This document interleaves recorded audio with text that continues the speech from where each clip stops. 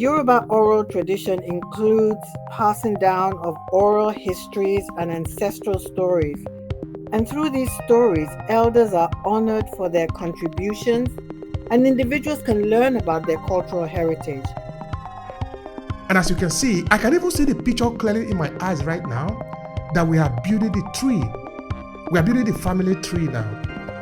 Because now you go to the side of your father, you say, your father's father and your father's mother came together and they gave birth to your father. Now the tree has extended from there. Black, Japanese, Asians, whatever the case may be, we have to tell our story. And to tell your story, you must build infrastructure. You must build a platform. You must build a brand. You must build a business.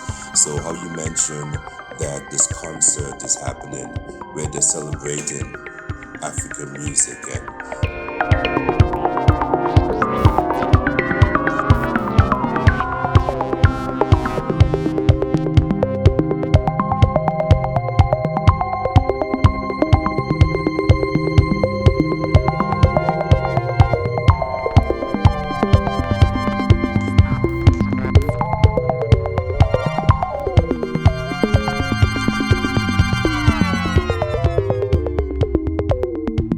Hello and thank you for checking out this video. I'm Obehi Ewanfo, the host of the African Diaspora Storytelling Series. Every 2 weeks we meet up on LinkedIn to talk about different ways we can leverage the power of storytelling as people of African descent. Now this is it. We are uniting the millions of Africans in the diaspora through the power of our story. It does sound like what you are interested in. Make sure to subscribe to this channel and share this video with your friends who might need it. Now, back to today's conversation. Ourselves, what we are going through in this world, what we are going through in a time like this, how we are represented in the world, and how we want to be represented in the world. So this is fundamentally important today. And of course, like you can see, I've already started. I don't have to wait for anybody. The room is being recorded. Also for the interest of those who are going to see it later. So we are not sort of rushing. But I really want to say that a conversation like this is important for us. We need to look for a way to take care of our own too. There is a saying in my place that when you take the hoe to hoe, that is when you take the hoe to go to the farm to weed, you weed toward yourself. You know, because that is how you even you can't say you love people if you don't love yourself. You can't say you celebrate other people and you don't know how to celebrate yourself. You can't say you are doing good to other people and you don't even know how to do good for yourself. So we need to start with ourselves. We need to start with honoring ourselves. We need to start by being intentional in respecting ourselves and making sure that others respect us too. Because others now we do to us what we do to ourselves. That we cannot simply like accuse other people that they are not honoring our name when we are not honoring our names, or maybe respecting our ancestors. Well, we are not even respecting our ancestors, so we don't even say that we even have one. You know, I was interviewing a Senegalese artist in Milan.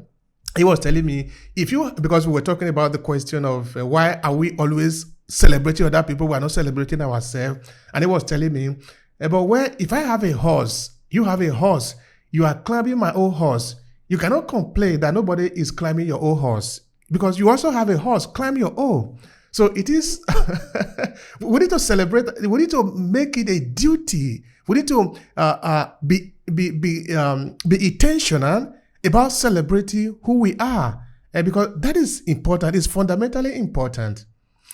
All right, so for those of you who might not know, I believe some of you know where we are coming from. This is a research that is essentially based on evaluating the history of African people, where we are, particularly the African diaspora. What is our experiences? What can we learn from ourselves? What is the importance of our story, our peculiar experience in the world? So this is what we are in for, and it is important for us. And like we often done, we need to respect the women first. So I'm going to pass the mic to Gloria just now. I would like you to tell the people who you are And of course, what is your first take on today's conversation, honoring ourselves as African diaspora? Please go ahead. Thank you, brother, and greetings to everybody. Alafia. My name is Gloria Tinu I like the Gumbadi. Alafia part. That is very important. It's a holistic greeting in the Yoruba language. And my name is Gloria Tinu Gumbadejo. I'm an ordained minister, psychotherapist, writer, and an ancestral healing coach.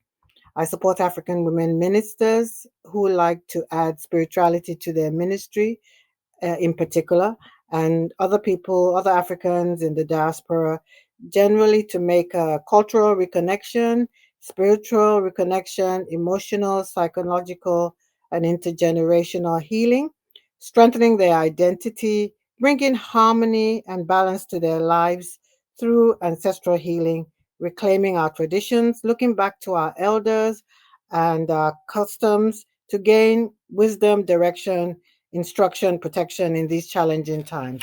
So that's a little bit about me. Honoring ourselves through storytelling. Well, my first take on this is honoring oneself through storytelling is a powerful way to connect with one's cultural roots, preserve traditions, and foster a sense of identity. For Africans in the diaspora, storytelling can be a means of reclaiming and celebrating their heritage, for sure. And sharing family stories, folk tales, and historical narratives through the spoken word and passing knowledge from one generation to another is so important in the times that we're living now. You can document your own experiences and those of your family members.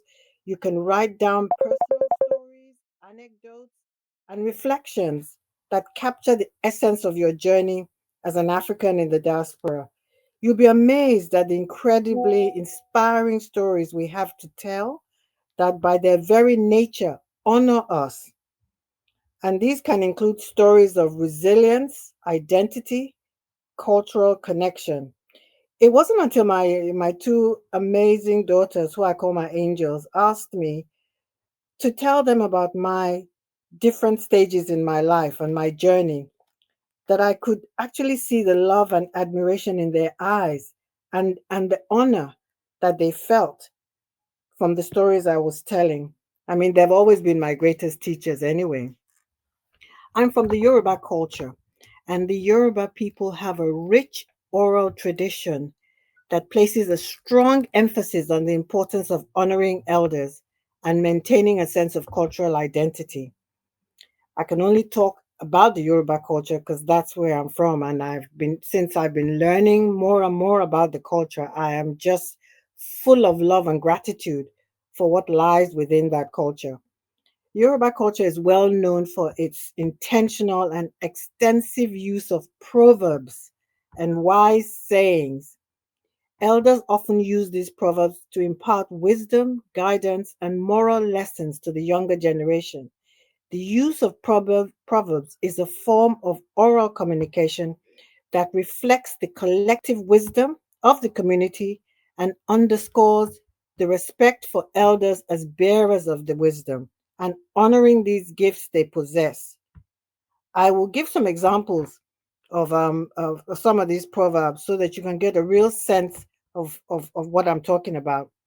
For instance, it is said, "What an elderly person can see when seated, a young person can never see, even after climbing a tree 3 times higher than itself." I think that speaks for itself.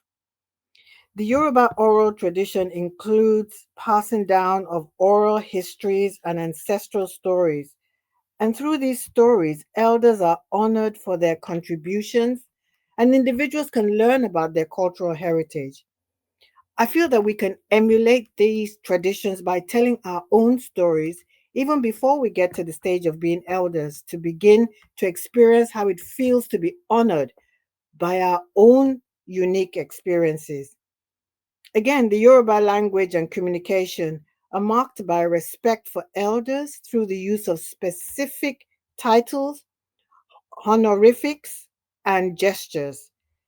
There are formal ways of addressing elders and expressing deference in daily interaction, which is a really beautiful thing, as the elders are honored, and by default, young people honor themselves too.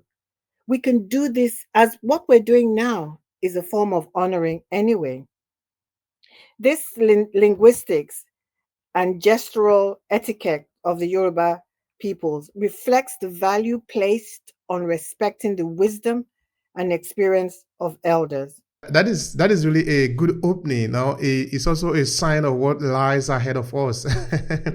I, I appreciate that a lot. And one thing that really very fascinating is that by the time we begin to bring in our African culture into what we are doing, it gives it a rich authenticity to it, because people now we have something to hold, for examination.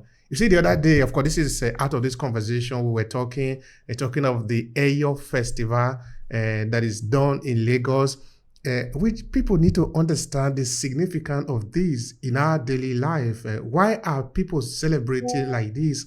What do we need to learn from that? You see, particularly for our children who have this curiosity, they need to learn about this culture, the deep meaning behind it. And for example, like the masquerade, what does it mean? You see, let me just share quickly with you before I pass the mic to Olatuji just now. In that one time I was interviewing an expert, and he was telling me something that makes so much sense to me, which is simply about the masquerade.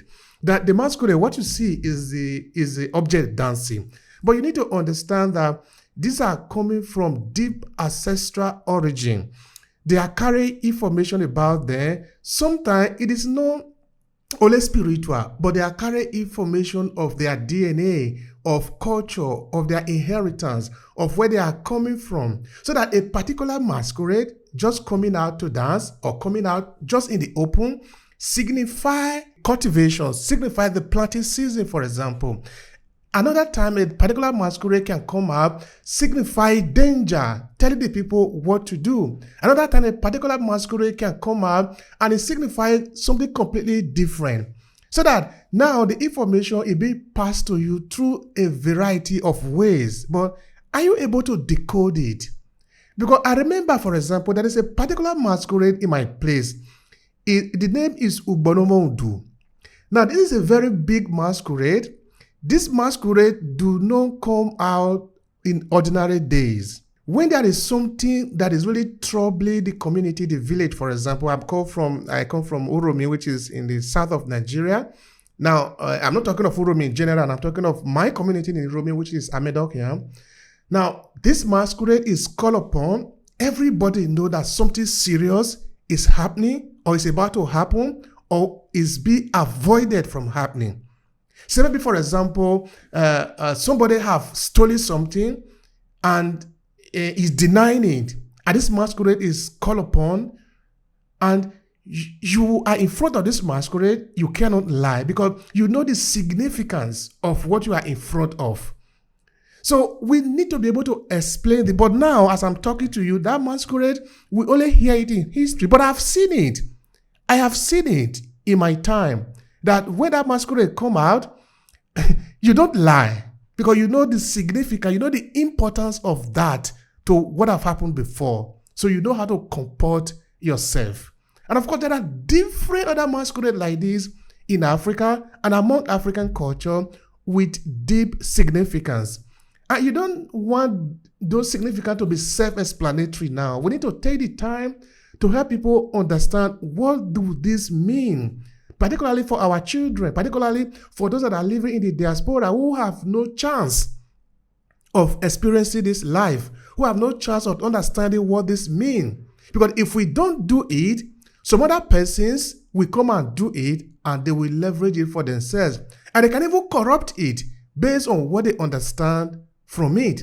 But perhaps they do not understand it, but they might take some element that makes sense to them, and that would be the only story, because we have not done our part to keep our story. So we need to honor our ancestors, like Gloria is talking about, and we also need to honor ourselves, because when we are honoring our ancestors, honoring our fathers, honoring our mother, honoring our land. We're not just doing it for the sake of doing it for them. We are doing it also for ourselves because we are all one and the same. We are talking about ourselves. The word there is plural. You see, it is intentional that we are saying honoring ourselves. It is ourselves we are talking about. It is not other people. Now, I pass the mic to Mr. Olatuji. Please tell the people who you are. Give your take on the conversation. Honoring ourselves through storytelling. Please go. All right, beautiful. It's a nice time to be here, and I want to appreciate every one of us for coming in. Special appreciation to the very hallowed people up here. Everybody is important, but I need to specially appreciate these people who have taken it upon themselves to making sure that we bridge this gap, of bringing back the good things that we have lost through storytelling. Thank you so much for always, availing yourself. I really appreciate that. Mr. Obey, thank you so much for doing this wonderful works. I feel sometimes that we do not know how important this is until we look back in years to come, and we are grateful for this. Thank you so much. Molatunji, and I help people and businesses to grow, through workable designs. I do so well, using emotional intelligence methodologies, to help people to be able to realize their possibility for growth, and also in businesses, taking on that very key component called people, in businesses. We are also able to help businesses to grow and realize the best possible. Um, it's good to be here, and I want to appreciate all of us for honoring this invitation to be here. Please feel free, you can quickly, hit the share button and share with your network. Let's have people, come in and be part of the conversation today. Uh, it's not today that we are talking about honor, that we should not have, enough people to be here. You see, dishonor kills authenticity. We cannot be authentic in the presence of dishonor, and that's why it becomes very important that any opportunity we have to honor ourselves, we have to take advantage of it. Honor is not honoring yourself is not being selfish. All right, it's an act of self-love that gives that positive energy, that you need for the world, because it's what you is the name you call yourself that the world will call you. And having the opportunity to be able to give yourself name, you should give yourself the right name, because the tendency that if you call yourself a bad name, the tendency that the people will call you a worse name than a bad one is very high. So why not honor yourself enough that whatever opportunity people have to come back at you, it will still be in the zone of honor. We have had a lot, from our fathers that have been misplaced, not because of anything, but simply because of dishonor. Dishonor has killed a lot of our originality. Remember, I would say that you cannot be original when you are dissociated from your origin. All right. I like to say it in another way, that you cannot be original without honoring your origin. There is honor. You see, in life, we have been able to transfer virtue from a place to the other, most of the time, not by hard work, but by simple honor. In those days, you see an elderly man come and say, "Hey, for what you did, young man, take this stone, throw it. Wherever the stone lands, that's the portion of land I'm going to give it to you." What did you do? Maybe while he was going home, you saw him and say, "Hey, Papa, you should not be carrying this kind of heavy load. Bring it." And you collected his bag. You collected his bag, and then he looks at you. I've never seen stuff like that before. It's funny. I remember I made an elderly friend, that year, because he saw me using the grinding stone to grind melon. He was amazed. He looked, he said, hey, most of your mates don't know how to do this, even ladies, all right? As a guy, I was like, come on. And we became friends, all right? I know so much of value, so much of impact, so much of wisdom I gained from the friendship. I've always had the opportunity to have to keep, friends that are older than me. And obviously, it's responsible for why I think differently from people that were even in the same age. So by honor, we have been able to, receive certain level of virtue, and by dishonor we are losing so much. And that's what, the biggest thing that is wrong with us now.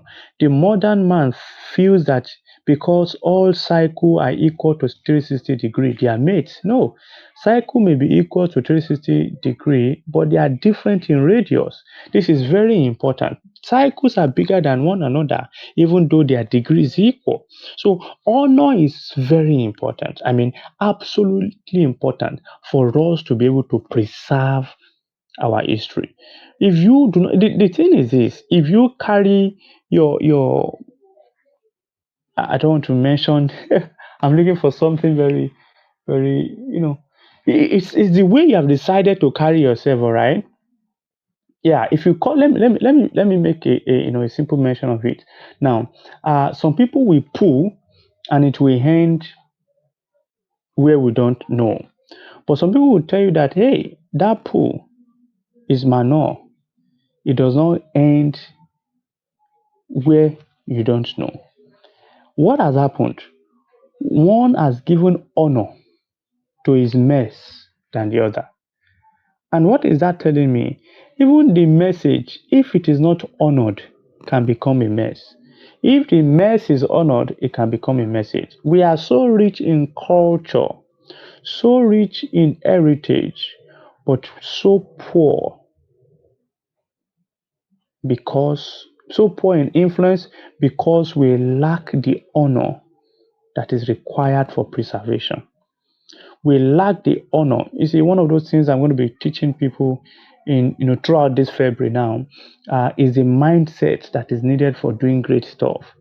And one of those things, is as a gold, don't just stop at being refined. All right. Don't just stop at being refined. Yeah, you are taken away from being a raw, useless, stupid stone to becoming a shining, gold bullet or nuggets. All right.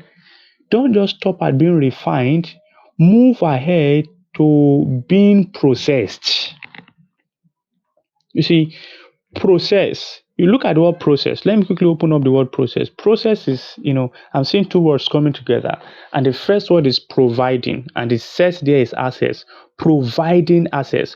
Until you are processed before you can be provided access into some places.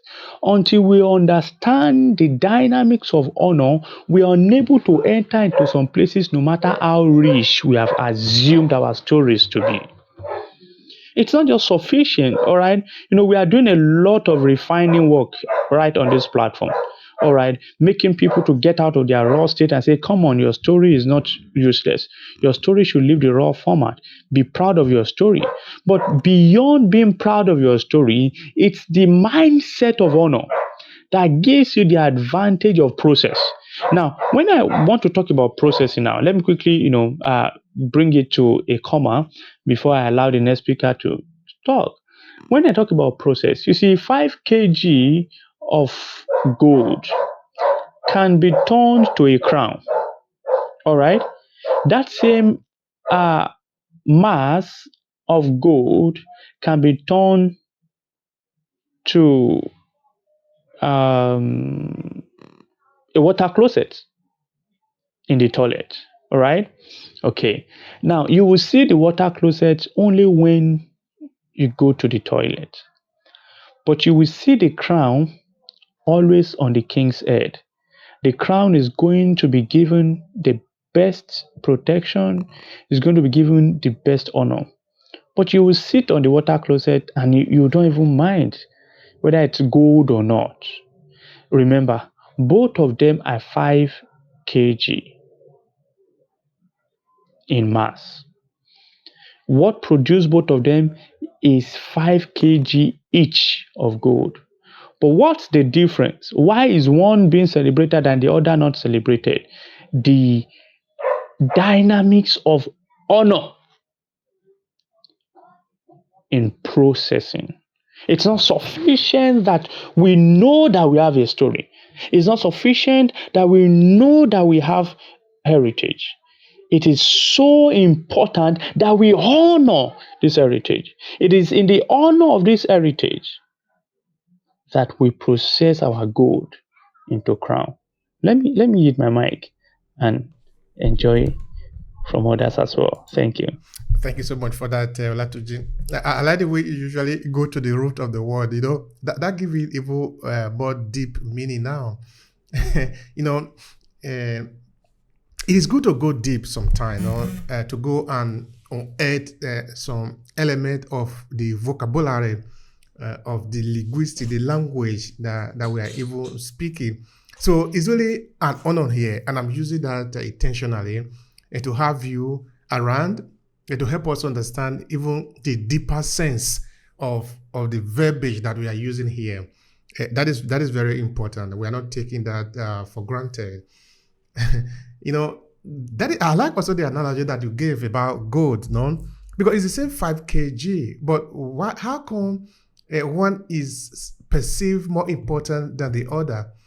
Like what we often say, that Africa is rich with all natural resources, and that is true, but we don't really leave the evidence of that. In our day-to-day life, we live in scarcity, and most people are living in abject poverty, in abundance. How come? Why are we doing that to ourselves? Say, for example, look at Nigeria, a country with more than 200 million people, with a lot of intelligent people, educated, of course, not only in Western education, but even in African traditional education. Many of them are educated, but yet we cannot even face common things. We are not honoring ourselves. If I give you a picture of Lagos just now, you will see that the same water that is in Lagos is the same water that you have in, let me pick a place now, whether in Paris or even in a little area near me here, like Lake Garda. You see, a lot of people come from all over the places, from Canada to US to England, Germany. They come to Lake Garda.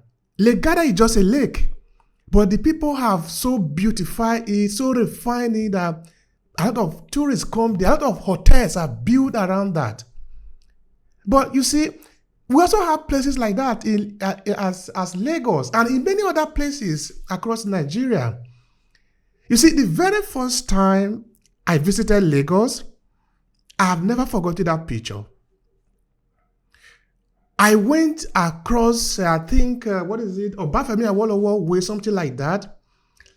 Now, I saw water. The water was in a gutter. The water was not flowing. It was so dirty that you could really see the color of the water have molted. You see, the water itself have molted. It have become pink. And that is also a symbol of the perfume that is coming out from it. But you see a lot of beautiful cars just passing around. A lot of people just walking across it.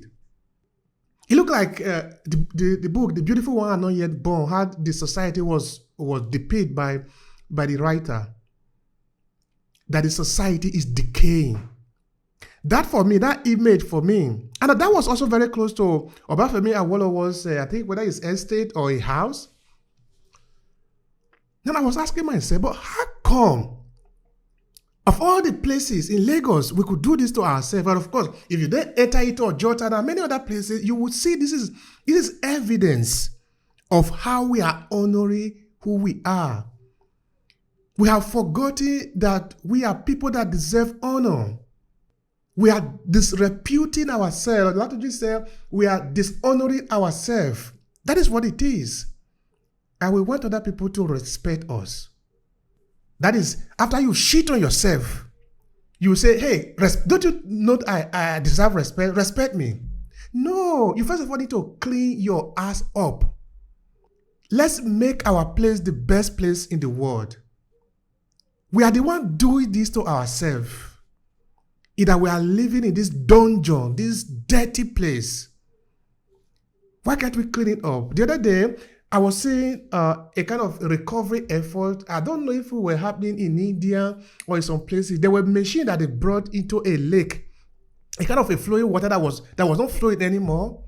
They organized a lot of people, young people, and they throw them into the water. They clean up the water that was so dirty, just like the one you have in Lagos, but it had become clean. The water is now flowing. Then I was talking to my wife. I was saying, somebody could actually do this in Lagos. I'm using Lagos as an example because Lagos is an important city for Nigeria. But the way Lagos has become sticky is a symbol of Nigeria, meaning the Nigerian society is sticking, is dirty, is smelling. Somebody need to take action. We need to take action to clean it up. What if we gather the youth? We have teeming youth, a lot of people. We will take them to Lagos, for example, and say, we are going to clean it up. The water will flow again. So that the people that are close to Agege, they are in Allen Avenue, they can all enjoy the beautiful smell that is coming from the water. The fishes in the water. Because this is our environment. This is our only home. How can we do this to ourselves? That is the question. The question of honor. Are we honoring what we are sitting on top? The story that we have, the heritage that we have, are we honoring it? Because we cannot expect other people to come and honor us if we don't honor ourselves. And if we take the story even to the diaspora, it's still the same. Look at what we are talking about now. We are talking about honoring ourselves. Look at how many people are interested in the conversation. But what if we were talking about insulting things, if we were insulting ourselves, if we were talking about stupid things, this place would be full. We are talking about rubbish, this place would be full because people are interested in stupid things. Is that the way to honor ourselves? We must be intentional in choosing to honor ourselves. We need to do this intentionally. All right, with that, I pass the mic to Dr. Atun. Arthur John, thank you so much for being around. Please let us learn from you and let us know also your take on honoring ourselves as member of the African diaspora through storytelling. Well, thank you for having me as part of this panel. Every time it comes together, I find great joy in the lessons that I learn. So alafia, and I learned that term from Gloria several weeks ago, and I fell in love with it because, and just this morning, as I looked again for alafia, I saw "say alafia ni." It's a phrase, I think, and I'm trying to learn. It's Sankofa for me. I'm trying to go back and get it, right? Because I am a brother from Tucson, Arizona, growing up in the state of New Jersey on the eastern coast of North America, living for most of my adult life in California on the western coast of North America. And now I'm in the southwestern desert, and I'm loving every minute of it. Maybe more now because I feel part of the African diaspora because of Brother Iwanfo, who has created this great platform for each of us from whatever part of the world we are from, can share our stories, our experiences, and our love for where we come from, to honor where we come from. And I think that's really what we've been talking about, honor. And a great American artist, author, thinker, poet, Sister Maya Angelou says it best when she says, "I have a great respect for the past. If you don't know where you've come from, you don't know where you're going. I have respect for the past, but I'm a person of the moment. I'm here and I do my best to be completely centered at the place I'm at. Then I go forward to the next place." She's honoring where she comes from. I don't know what part of the African continent my Angelo comes from, but she comes from there. I, through DNA, know that I have largely Nigerian DNA. I have some DNA from Ghana, some Senegalese, some Congo DNA. I want to know more about that. But what's interesting about me and my story is not just Sankofa. For my entire life, I've been trying to go back and connect with those parts of me that I want to recapture and understand. In my adult life, my practice, the work that I do every day, is providing a story-driven, values-centric approach to humanizing businesses and nurturing the human skills of the people in business so they can master communication. And I use story because story is old. We are all wired for story. We think, we dream, we problem solve in stories. Story can change the biology in a human. We can tell a sad story, and cortisol, that anxiety hormone, will flow in our bloodstream. We can tell a story that makes us feel compassion and empathy, and we can make the moral molecule, the hormone called oxytocin, flow in our bloodstream. And that's a very powerful thing about the human condition. That's just who we are. That's how we respond to stories that we hear, and the power that we wield when we tell the stories that we share. But what's special about this platform, honoring ourselves through storytelling in the African diaspora, is that it's the honoring, it's the talking about the places that we come from, talking about the traditions from those places, about the proverbs, the wise saying, the oral history, the ancestral connection to culture. It makes me think of a quote that I've used for years. I don't know who to attribute it to, but I keep using it because it's a beautiful quote. And I think I'll share it here because I think for me it's important, an African American from North America that knows my places that have informed and shaped me here in North America, but have the gravity of the African continent that calls to me. And this quote explains that calling. The title of the quote is Place Matters. It says, place is about geography, but also about memory and imagination. People make places even as places change people. Places are secured by individual and collective struggle and spirit. Places where culture is made, where traditions and histories are kept and lost, where identities are created, tested, and reshaped over time. Through this platform, the African Diaspora, my sense of place in Balungung Market, in Tarkwa Bay, in the seafood market, with a plate of fufu in front of me, maybe a side of jollof rice, I connect to the place that my people are from many generations ago. But when I think about that place, and I think about the work that I do, helping people be more emotionally intelligent, which is what I do, to be self-aware, to have the self-knowledge, to understand your values that maybe come from your family traditions, so you can make better decisions, have a North Star that guides you, be socially aware, understand other people and care about other people, whether they're on the team in your business or a customer that your business serves. That's the work that I do.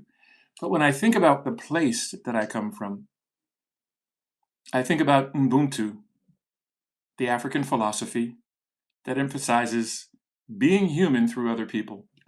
That's what I do in my business, but that's what I've learned the world should connect to, and the world should embrace that philosophy to make business better, to make communities stronger, to make the world a better place. It's a philosophy that the Archbishop Desmond Tutu has talked about, Nelson Mandela has talked about, Professor Lovemore Mbigi has talked about.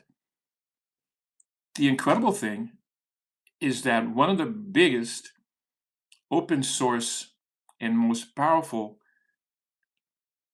software platforms of the last 25 years that runs on Linux, for those from the IT community, is called Ubuntu because it's shared free of charge. This notion of culture is Ubuntu. It's Alafia. It's Sawabona. It's all of the things that come out of the African continent that maybe now, and at long last, the world will begin to listen to the wisdom of the continent as the founders of the software platform Linux did 25 years ago by naming their platform Ubuntu because it's shared widely for free of charge. In the same way that a community somewhere in the continent, when it looks at other people, it says, I am because of who we all are. I think it's just powerful. I think it's about place. It's about the continent. It's about Sankofa for me and wanting to go back and get it. I've never been to Balangong Market. I've never been to Tarkwa Bay, the seafood market. I have had plenty of fufu and jollof rice because the diaspora has spread far and wide. And yes, it's here in North America. And today, here in Tucson, Arizona, last Sunday, a big event in this part of the world is the Gem and Jewelry Show, where people from all over the planet bring their amethyst, their geodes, their raw earth minerals that people cherish for many different reasons, for spiritual and beauty.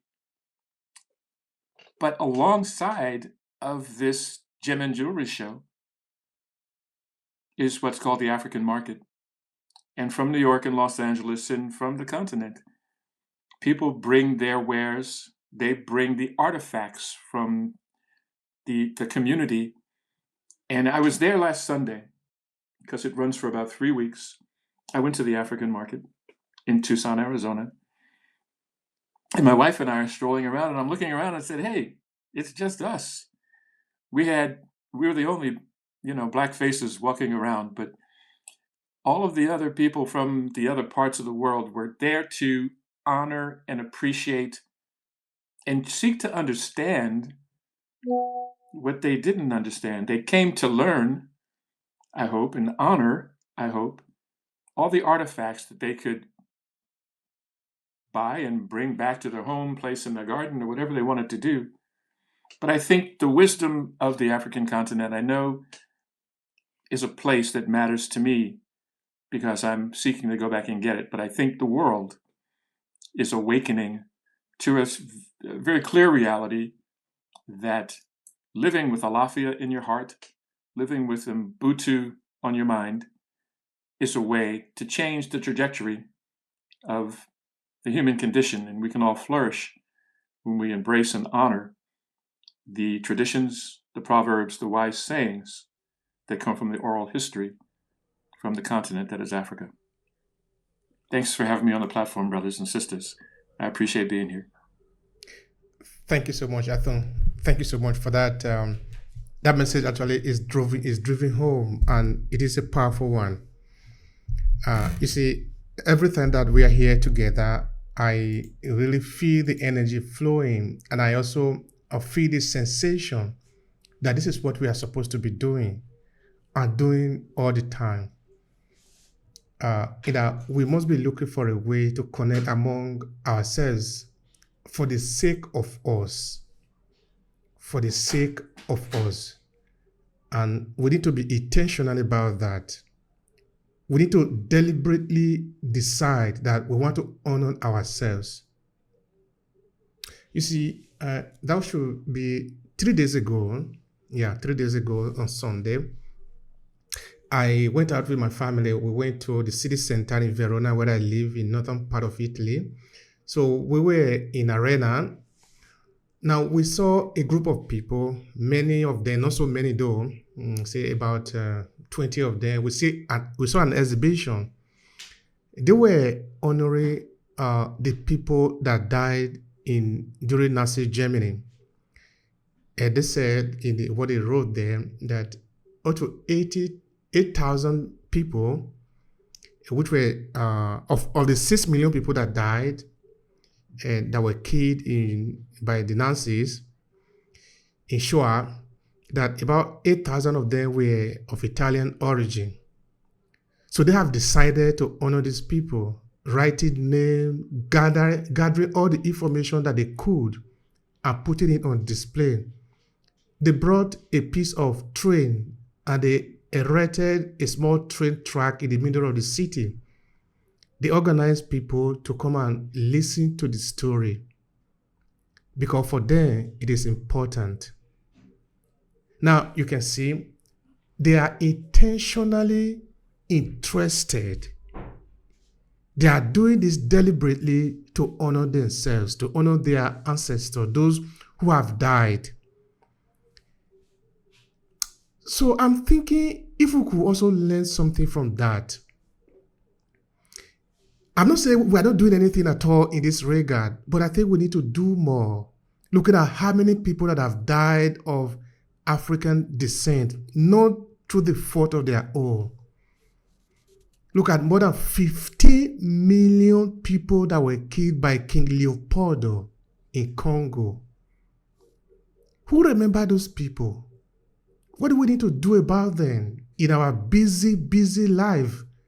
We are just hopping in here, hopping out there, without taking the time to say, oh, let's sit down, let's remember these people, let's create images, let's talk about it, let's take pictures that we can keep there in our archive, in a little altar to tell the children, this is what has happened. You know, nowadays, we are strongly for attention. But our children's attention are also being fought for by other agencies. But are we putting enough information there to help these children understand what has happened also to other people like them? This thing is not going to happen automatic. Like, for example, I was walking around 3 days ago. They could have decided not to do that. And I wouldn't have the chance to know that there were actually 8,000 Italians that died in Nazi's camp. I wouldn't know that, even though I'm here. But even though I even have heard of that before, but by going there, walking on the street, seeing it again and again and again, I cannot forget it. Because they are making sure that they honor their people who were victims of this genocide. But what about us? Have we any people of us that have suffered the same thing? Are we ready to honor them? To make sure that their names are not forgotten? That is the question. Because nobody is coming to do this for us. We're going to do this ourselves. But you know what? I am happy that we are doing this. Because after we do our conversation now, this recording is going to be available for people to listen to. People can click to it from Washington, from New York, from Beijing, from Paris, from Berlin, from Lagos, from Canada. It is available for people to see. It's available for people who want to learn. It's available for people who want to study.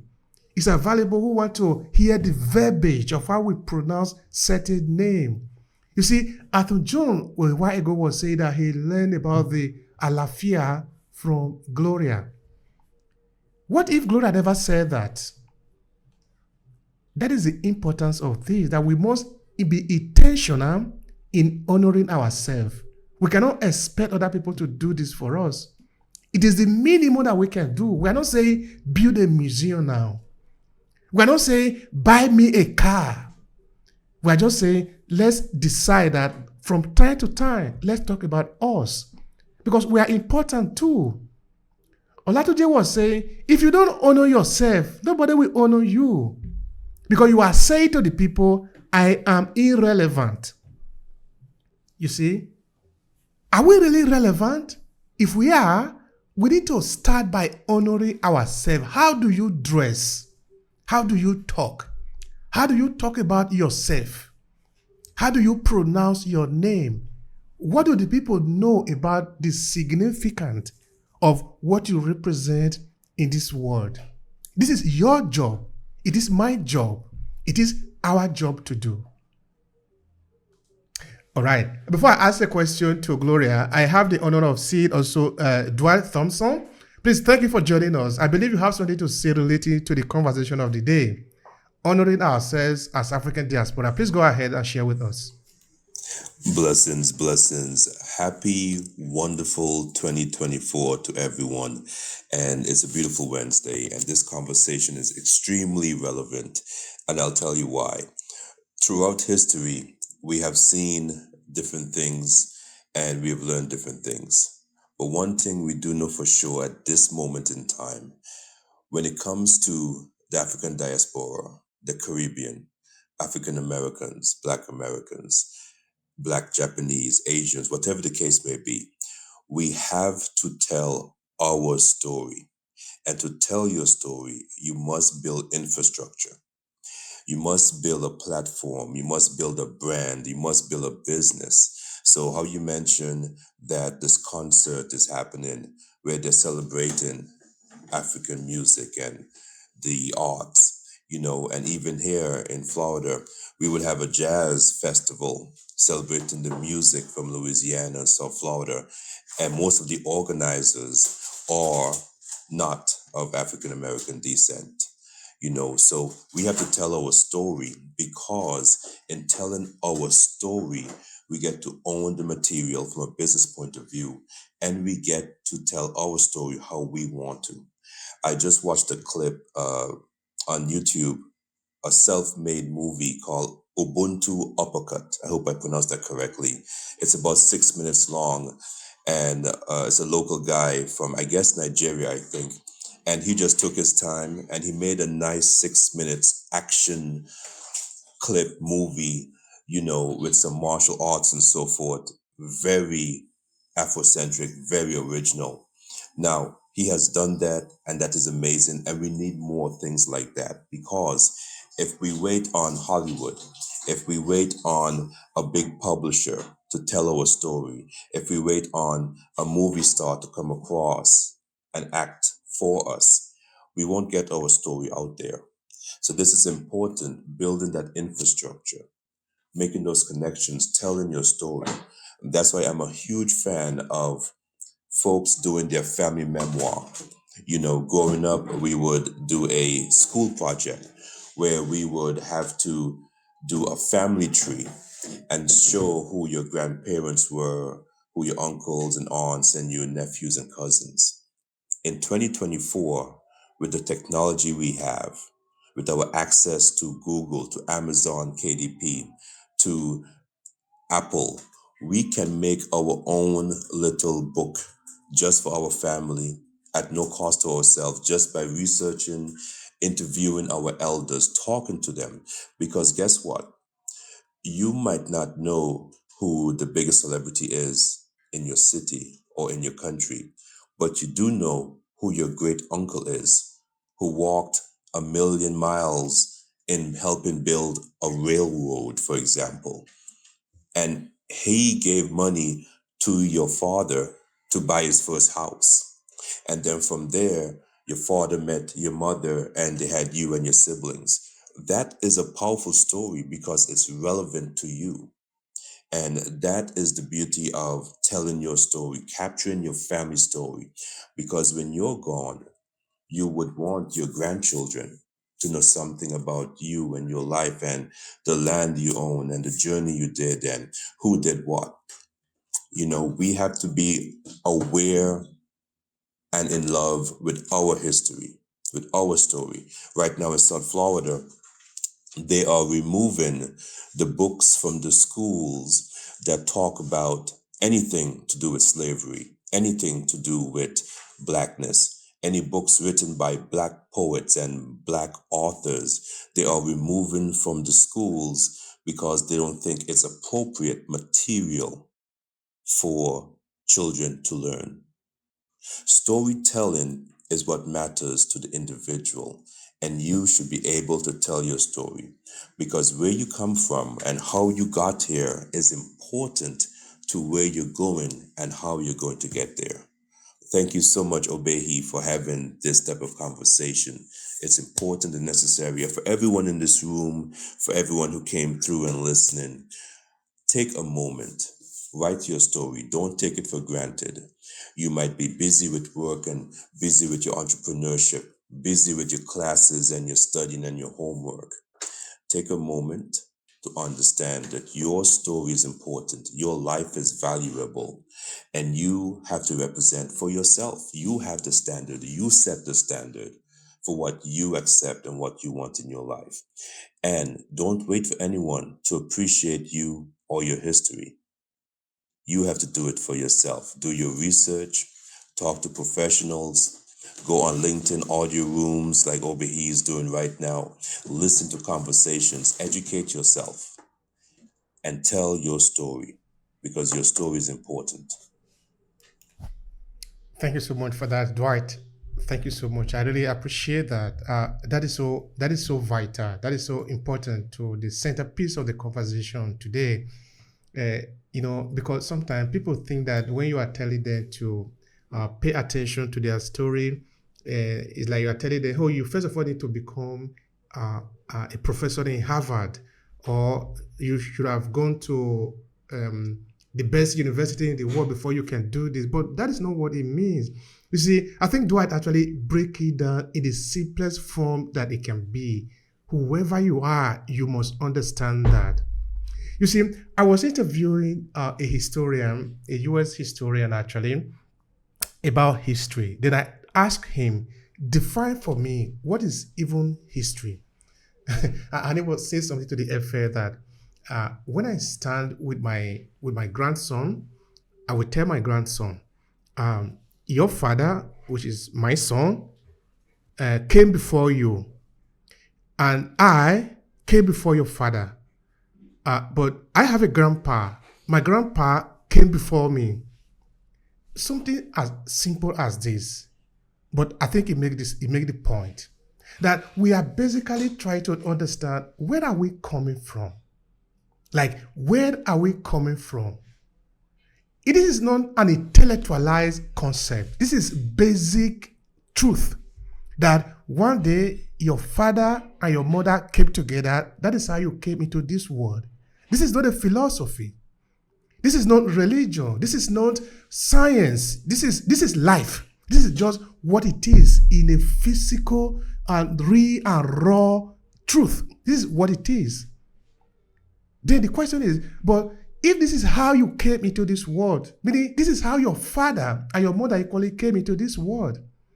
And as you can see, I can even see the picture clearly in my eyes right now that we are building the tree. We are building the family tree now.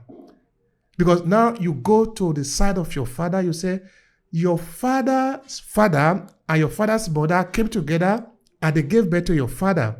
Now the tree has extended from there. You could go on for as much as you want, for as long as you want. Now, you might think, but who cares about me? I'm just an ordinary person. But no, you cannot say that. We are talking about honoring ourselves. You need to honor yourself. What is your story? What is your history? Where are you coming from? Because this is what you need to do for yourself. I need to do for myself. It is important that I let people understand that I need to be treated with respect, but I need to respect myself. If I don't respect myself, then what I'm saying doesn't make any sense. So we are not saying something that is complicated to be understood. You came after your father. Now your father came after somebody else. Now that after another person, that after another person. This is a pure, simple thing to be understood. Can we take the time to put this record down? You don't need to do any great research.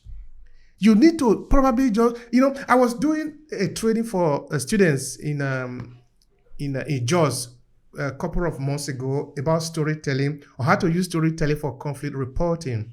Then I was telling them, the people that we are talking about here are near to you because you are living in Jos. You don't need to travel to another place. All you just need to do is to take your smartphone. If you have a camera, take it with you. Just go to the next person and say, what did you see? That one will point you to another person and to another person. Before you know it, you have a record of what you can be called, or what you can call a book or a video. And that can be very helpful to you. But do you know where it can also be very helpful? That after this time have passed, whatever you have gathered become a history. Because for the fact that it is written, it become an evidence to explain the time that you wrote it. Whether it is a book or a video, it's going to become an evidence to explain the time that you wrote it. How valuable is that? You are deciding to honor yourself, your ancestors, your people. Any of us can do this. It doesn't require too much to be done. Now, that might take me to talk a little bit about oral narration. And I would like Gloria to share with us in this area because Gloria is an ancestral healing coach. She went to Nigeria recently and she really have a great experience, no? And even though you might not be a journalist or maybe your work is not really be seen just now from a journalistic point of view, would you want to share with us, sitting down with your elders, how that can be leveraged in honoring those elders, like taking down their story and making it available for other people to learn? I want you to share with us what could be maybe your experience traveling home to sit around your elder and having a one-on-one conversation with them about what we are talking about today. Please share with us. Thank you, Brother Obehi, and gratitude to all the speakers so far. I quickly want to say to Brother Arthur, thank you for honoring me by looking up the word alafia and holding it, in your heart and using it to speak. That's part of honoring. You have a beautiful spirit, Brother Arthur, and I think sometimes we underestimate, or I don't know, we see honoring as a huge thing. There's so many different ways that we can honor ourselves. How we talk to one another, how we step out and present in the world. People are watching. You'll be surprised how much people are watching, and they mimic and they replicate what we do, how we you know how we behave. If we treat each other badly, they go ahead and treat us badly. So I think Brother Latundi said something similar. So it's really important when we think about how we honor ourselves. Going home, over the last few months, I'm still reeling from it. And the first thing one of my elders said to me, first of all, when I approached the elders, I was in just total awe, because the way they enveloped me, the way they put their arms around me. I saw the love in their eyes, the curiosity, there was just so much that I could see in their eyes that reflected me. What I saw was how they felt about me. They claimed me. I felt validated. I felt I belonged. I was somebody. I, I said to myself, nobody can call me out of my name. Nobody can tell me anything about who I am, because these people are the ones who know my soul. They are the ones I've come from. And one of the things that in the Yoruba tradition, one of the elders said to me, he put his hand on my head and he said, your ori, which is head, is where everything flows from. The Ori carries physical and spiritual connotation that cannot be separated. The Ori defines the body. Other parts of the body are answerable to the Ori. The Ori holds the body's knowledge as its destiny. So when you think of it, just that alone, I mean, it, even if you want to look at it in a modern sense, your head, your mind, everything comes from there. It's connected to your soul, to your spirit. And we are living in times where people have literally lost their heads. you know they, they've had so much is being imprinted upon them, because there's like we're blank slates, and our children are walking around lost, and so things are being put on them. So we need to reclaim them back. We need to put things back into them. I speak about the Yoruba traditions because just so enamored.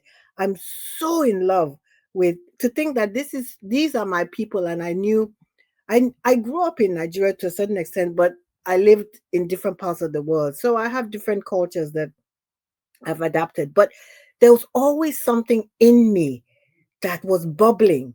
It was like something that needed to be birthed, something that I needed to reach deep down and pull out. And life, the scars of life, the batter, the well, how can I even put it? Life's experiences led me first to become an ordained minister, and then into this ancestral healing work, which is now I sort of exhale, because it's like, okay, I see where you all were taking me to as I get on into my own elder state, because this is where I need to be. This is where I need to do the work for my people, and particularly the Yoruba tradition and culture is just so rich. The Yoruba philosophy is rich in aphorisms and proverbs, like I mentioned earlier, with a commitment and search for love, wisdom, morality, temperance, honor, bravery, justice, prudence, fortitude. I mean, we have a word called omoluabi, which means good character. Very simple things. Ìwà pẹ̀lẹ́, character, gentle character. Ìwà rere, good character. They say that, and I'm going to ask my brother to, if brother Alatunji, if I don't pronounce say it well, ìwà lènìyàn. It means that your character is your person, something to that effect. So these simple things, it's not any big words or any, you know encyclopedia. Just the simplicity of it all. When you think about the traditions that we all have from our different cultures, look into them, learn about them, imbibe them, because it's what's going to give us what we need to walk in the world with our backs straight, to know who we are. I love the expression, you are somebody. And that's what the elders said to me as they held my hand like I was a 5-year old. I'm a grown woman, I'm a big woman, but they held me like I was a 2-year old and kept telling me, you are somebody. You come from somebody. You come from great people. You come from warriors. You come from, intelligent people. You come from professionals. They kept saying that, and the more they said it, the more I felt it. So honoring is such an important thing. We are at a time and place where we need to honor ourselves. I have friends here in the West who, when I see other African, or people of color, I say, "Hi, sis."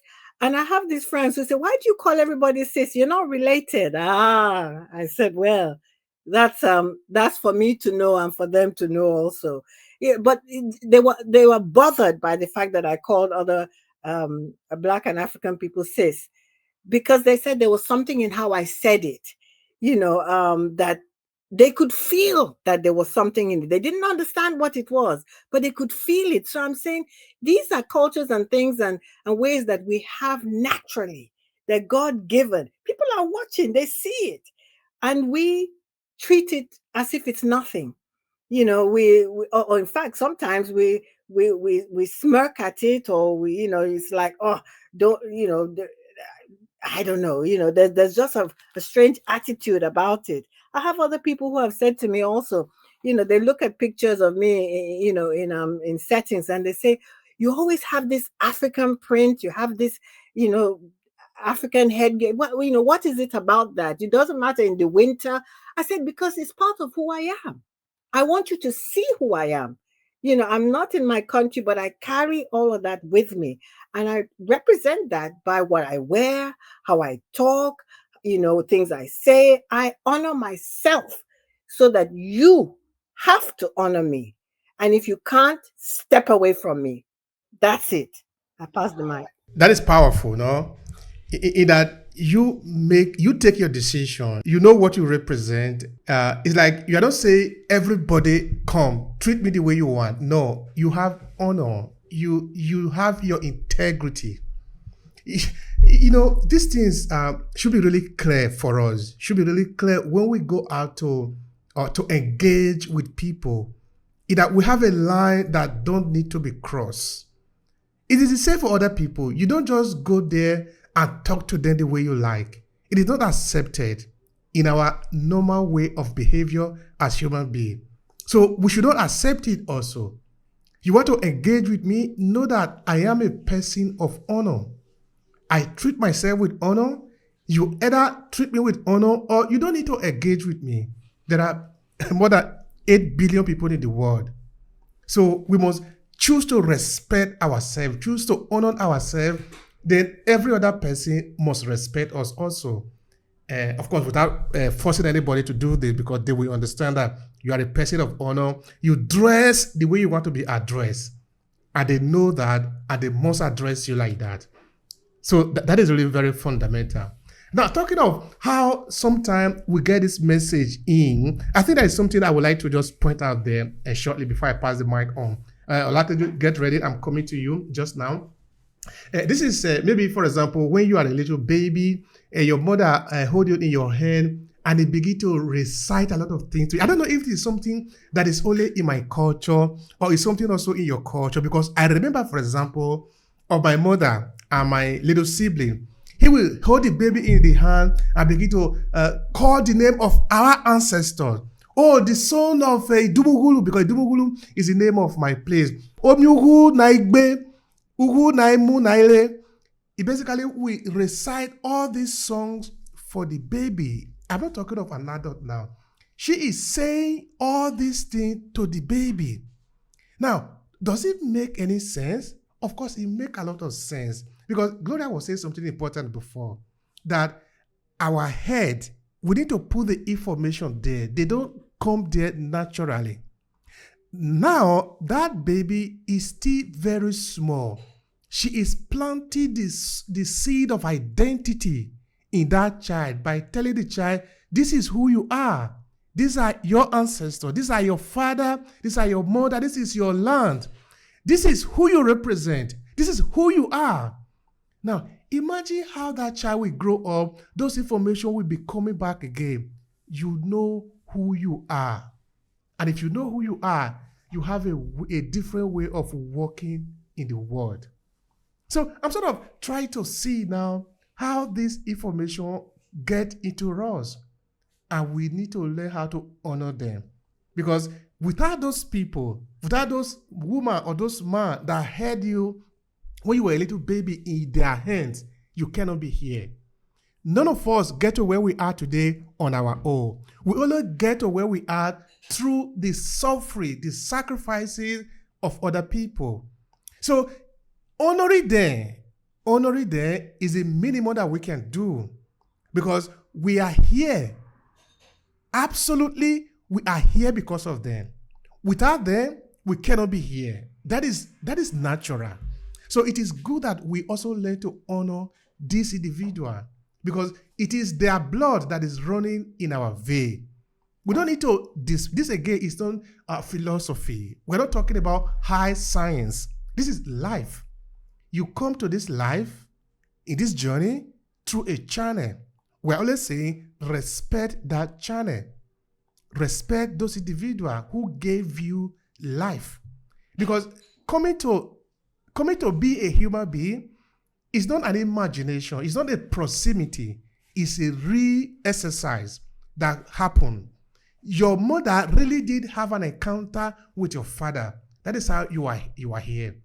And just like your mother did had an encounter with your mother, your grandmother did had an encounter with your grandfather. That is how you are here. It did not happen because somebody manufactured you in a computer. Or somebody say, I speak to the tree produce you. No, it is not true. You came through other people. Those other people are what we are referring to be honored. And by honoring them, you also honoring yourself, saying that you are a person of honor. All right, like I said, I want to pass the mic to Olatuji. Now, Olatuji, I'm sort of thinking, is it possible that the time we are living in today, we could take the resources that we have today, maybe looking at technology, that this can be useful for us in honoring ourselves? I'm saying this for the fact that the African diaspora are not all in one country, they are not in the same city, but we are still interested in connecting, just like what we are doing here now. What role will technology play? How should we leverage it in honoring ourselves? Please help me. Oh, all right, beautiful. That's a very intentional question. Thank you for asking. I usually would say to people, we have got two times in life. First time is the time that you are in, and the second time is the time that that is in you. All right. The time that is in you, you can call it your purpose, and it's in you. You have all to do with it. All right. But there is a time you are in. That time you are in is the kind of reality that we have now. All right. Whatever your purpose is, whatever your vision is, you are in this age where you can't do without using the social media. So you must be able to align the time that is in you with the time that you are in for you to be able to make sense of any purpose or vision that you have.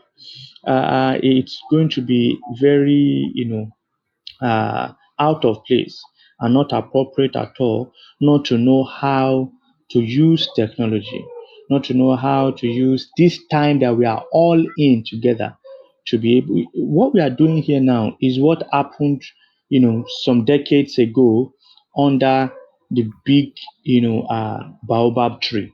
All right, you know, everybody have to be present physically and say, oh, come on, let's tell these stories. The moonlight, you have to sit down, at the feet of an elderly person, and the story has to be told. So if you are not physically present, you cannot be part of it. Now, we do not have the baobab tree, but this is a platform like under the baobab tree. So we need to, Dwight, mentioned certain things and they really resonated with me. And I have to, put it down this way, that anything that will stay,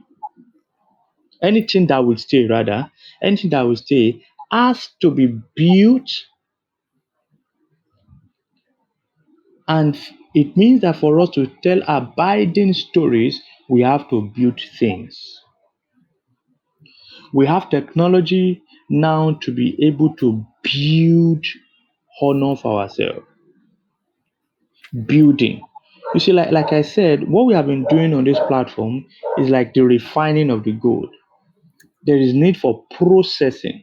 It is in the processing of the gold that we are able to, the 5 kg gold that will be hidden in the toilet, it being different from the one that will be on the king's head, that will be honored and revered everywhere, is in the intelligence of honor. So how do we do that now? Building things. Now, when we build a reputation, right? As people, we can do great stuff from small places. All right. Tunde Onokoya, the guy that is in charge of chess in slum Africa. We can build great stuff from small places. All right. But look at what that young man is doing. Now it goes to places where it is very impossible for young people to have education. It goes to those people who are already on the path to becoming a nuisance to the society. It buys them in by, oh, let me teach you how to play chess. They learn how to play chess. They can play chess, and it gives it as a conviction to them that if you can play this chess, it means that you can go back to school. You are that brilliant that you can go back to school. He is making waves now. A lot of people are talking about him, are hearing about him. Are you seeing that? There is a building that is helping us to preserve our story. If this guy had come 10 years ago, it won't have this kind of impact. Why is this impact available now? Because of the understanding of how to use technology. Now, this kind of vision has always been there. No vision is just made. Every vision that any man will fulfill has been from the beginning of the world. It only would be picked up by the man that is ready to fulfill it at this point in time. So vision are ageless. They have been from time before now. Where we always usually have, problem is in aligning that vision in us with the time that we are in. We have been able to do a lot to be, to come here and have people listen to us on LinkedIn. What are we talking about? We are talking about stories, talking about how stories can empower us. Those days, it's either you are in my school or I come to your school, I come to your city or you come to my city. You can't stay in Italy and I'm in Nigeria. She is in the UK and he is in America and we are convening like this. It's not possible. This is one of those very, easy example of how to use technology. Now, like I said, at a stage of it, this is still like the refining of the gold, taking off the impurities, the dross from this metal. This metal, that we have seen to, oh, this thing is not worth it. But we need to make it worth it. Now, as we are making it worth it, we cannot, allow it to remain in that form that worth it. The gold that will be used to plate an aircraft will be so differently from the gold that will be used to plate an iPhone, even though they are the same quantity of gold. So we need this intelligence. And where does this come from? Remember, honor. It is a sense of honor that makes you to feel that, hey, this paint should not end up on an unpainted wall. Let me look for a painted, this paint should not end up on an unplastered wall. Let me look for a plastered wall to put it.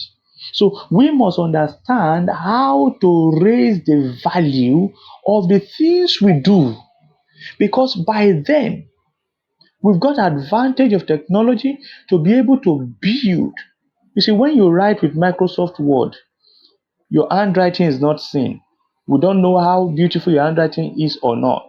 Everybody has got to choose an handwriting. You choose Calibri, you choose Area, you choose, Times New Roman. That's your handwriting. What is that telling us? This is the advantage of technology. Technology will give us that kind of handwriting that can be legible. Technology will give us that kind of handwriting that can be seen, and you can write it from here and it can be read all over the world. Am I speaking parables? Simple. Because if they are not spoken this way, they are not preserved more than this time. And this is important. Let me quickly open up the word honor to us. Look at the word honor. I see two words, right, coming together in the word honor. And this is very important. I'm going to be going by the British, spelling of the word honor. I need to bring in the U, right? Now, Honour. Now, the first three letters, are you seeing honey in it? I can see honey already. And the last three letters, I'm seeing our. So, our honey is hidden in the honor we give to ourselves. Whatever we are going to be able to do must come from the place of honor. Technology will not give us the relevance, the influence, but how honorably we use whatever tool at our disposal. Come on, our fathers they didn't have this much of technological advancement in their days, And we are still talking about the relevance they brought to us. So much that we are not even finding so many match for that kind of relevance even today that we have all of the technological advancement. Don't forget that our honey is in our honor. Don't be carried away by the sting of the bee. Let your focus be on the product of the bee, which is the honey. You can't avoid being stung by the bee if you are looking for the honey. And that's where the distraction is happening today. That's why we are having a lot of dishonor here and there. You need to honor yourself. If we do not honor ourselves, we are unable to attract value. There's a lot of mess everywhere.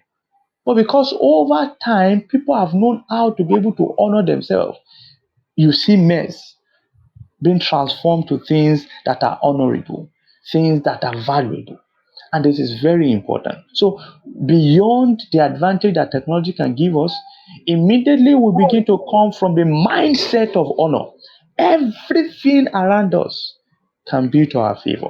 Everything around us can give us that honor that our story deserves.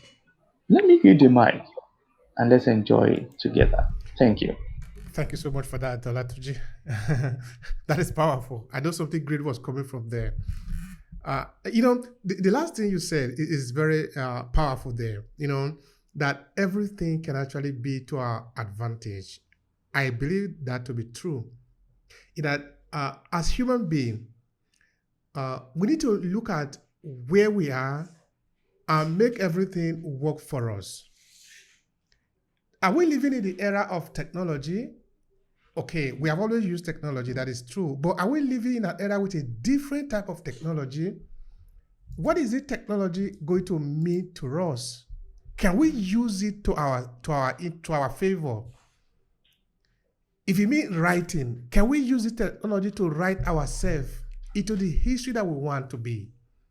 So that those who will be here after now can also leverage their own technology to interpret our own technology. You see, a couple of minutes ago, I was talking of the students I was lecturing in Jos. Then I was telling these students, now, do you know that all of you there in Jos, you are sitting on an oil well? I was telling them of the Nok culture, central Nigeria. That is where the Nok culture actually existed, in central Nigeria, dating back to about 2,000 to 3,000 years. But if anybody can really research that story, there is nobody can contest that. In that you are speaking from your vantage point. The first people that discovered the Nok culture, I think they were coming from, they were Germans or maybe people in the Netherlands. They were the people that discovered it. But this is something that is inside Nigeria. What if Nigerian people living in Jos can take up something very funny is that I have interviewed a senior lecturer in Jos. I was telling him something about the Nok culture. I don't know, because he was an engineering expert that he didn't know anything about that. Of course, I think he should know. He was asking me, what is Nok culture? That was sort of surprising to me. But what I'm saying is that we could really leverage everything around us for our own interest. Where we are sitting on, there is a deep amount of gold that we can mine.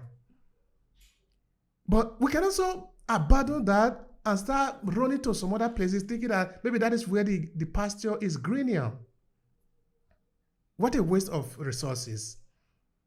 So I was telling these children, look at what is around you. You have resources that is there. If you do a good research, everybody will quote you. Everybody will respect you because you are living in the place. When you are going to write that story, you are going to say they. You are going to say we, our people, because you are part of it. You are in Jos. You are in the land where the event has taken place. That is the difference between you telling your story and another person telling your story. If somebody from Benin is telling the story of the Benin War, It will not use the word they, it will use the word our fathers, our ancestors, our people, the word that were built. This is how, that is how we read story, If the story is about you, it have more power because you put yourself in it. If it's not about you, you are reporting about other people. That is not very powerful. Yes, everything around us can be resources. In fact, if we know where we are going, everything that stands on our way becomes our way. That is important for us. That what we call obstacle can actually be that instrument that will help us to refine our path so that it can become cleaner and more direct and more clearer for us to go. But if we are not clear where we are going, if we don't know how to honor ourselves, if we don't believe in what we are doing, then those things that are standing in front of us will become the end of the road. Because now, you see, you cannot do this. You cannot do this. Can't you see that it's a wood that have fallen on the ground and it's blocking you? But when you know where you are going, that wood, that tree that have fallen on the ground is going to direct you to where you need to go because you are going somewhere. All right, for Arthur John, I have a question for you. This time, we're looking into the solution. And the question is like this. As African diaspora, what are the best ways to honor ourselves through storytelling? What are your recommendations? That's a great question, and I think it's an easy answer. To honor ourselves is to know ourselves. There's power in knowing ourselves. There's a great quote. It says, "Knowing others is intelligence, knowing ourselves is true wisdom." And if we want to be wise like the elders, we have to start somewhere, and starting is with knowing yourself. And knowing ourselves is kind of what we started the conversation with. It's understanding our traditions, the proverbs, the oral history, the ancestral wisdom that's handed down through the oral stories that we hear for the family, from the community, the culture. And it comes back to honoring all of those things. Because when we hold those things in high esteem, all of the proverbs, all the teachings, all of the ancestral wisdom, we hold it in the highest possible esteem, then we're cultivating our own sense of wisdom. And when we do that, we have that North Star that guides us to wherever we really want to go, and we do it in the most honorable of ways, because we're staying true to the beliefs of our family, of our community, of our people. I think that there's a formula that maybe is a simpler answer, and it's I am. I am. I am, the I stands for intention. You can't have intention without understanding who you are.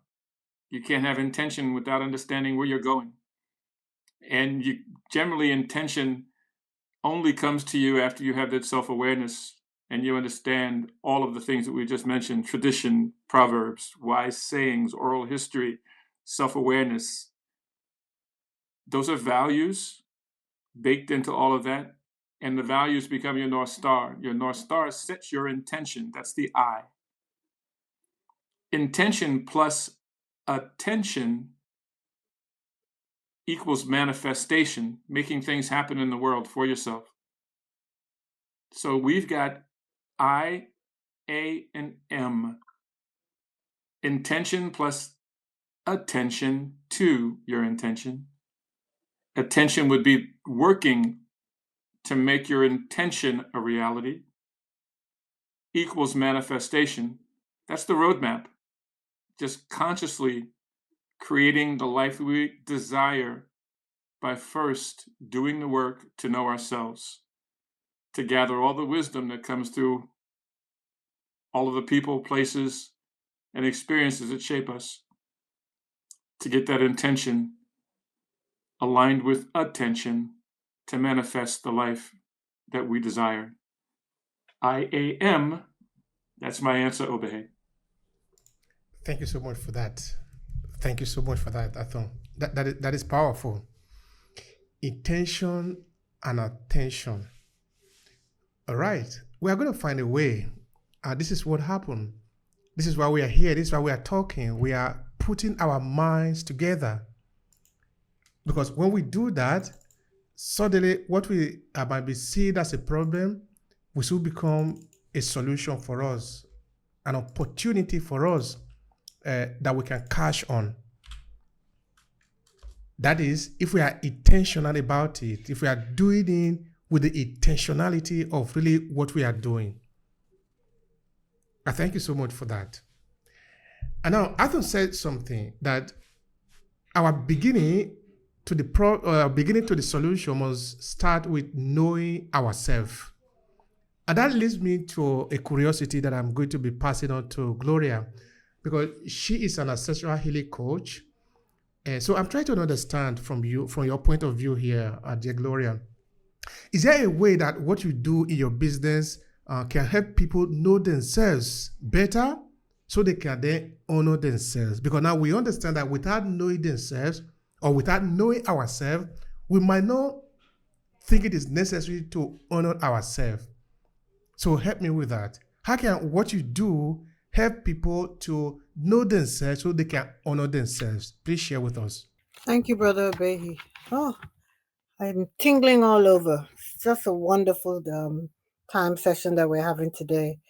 With ancestral healing, it's something that in itself, by virtue of what it is, you're honoring those who have come before you. So by doing that, you are going to be honoring yourself anyway. Ancestral healing, it can have such a profound impact on the lives of Africans in the diaspora, offering several potential benefits for the individuals and the communities. Cultural reconnecting with their cultural roots and heritage, providing a sense of identity, belonging, and pride to that heritage. Sense of identity, belonging, and pride. Sounds to me that right now, there's so many people who have lost their identity. They don't have a belonging, or they don't know who they belong to. And their sense of pride of who they are, who their people are, has been damaged for a whole variety of reasons. There's historical reasons, there's what's going on today, there's just so much confusion. So, ancestral healing sort of stills you, it settles you, it gives you a chance to connect to that inner self, that spiritual self that we have been given just by God, in the sense that it's something that we have innately. It's not something we have to look for. It's in us. We just have to reconnect with it. It's the psychological healing that ancestral healing offers you. And many Africans in the diaspora carry intergenerational trauma of their ancestors who experienced slavery, colonization, discrimination, and ancestral healing can provide therapeutic ways to address and heal these deep psychological wounds. I want I want to take the time that, little time left because I know we're running out of time, but I wanted you to indulge me. I wanted to go back to these proverbs that I mentioned again from the Yoruba tradition, because I think that these proverbs, they're stories on their own. And if you think about the wisdom that are embedded in these proverbs are so powerful. Sometimes it's not you, like I said, you don't have to read a whole book, just three or four sentences. And the power of those sentences, if you really understand what's in them, it can help you make decisions that will put you in the places where you want to be. I'll just give you a couple of proverbs here. The respect we give to an elder is the same respect the elder will extend to us. Obviously, emphasizing the reciprocal nature of respect. That speaks for itself. It sounds like something very simple, but there's something about how much we disrespect one another. And it doesn't necessarily have to be, this is talking about an elder, but just in our one to one relationships, that complete lack of respect. When you're talking to um, a fellow, brother, sister, the way you address them, the way you embrace who they are, the way you show that you see their humanity, that is honoring them and honoring the people that they come from. Let's take a minute and think about how we talk to one another. It's so important because you can see again, like I said, how people talk to us. So if we're doing the same thing, then what are we doing here?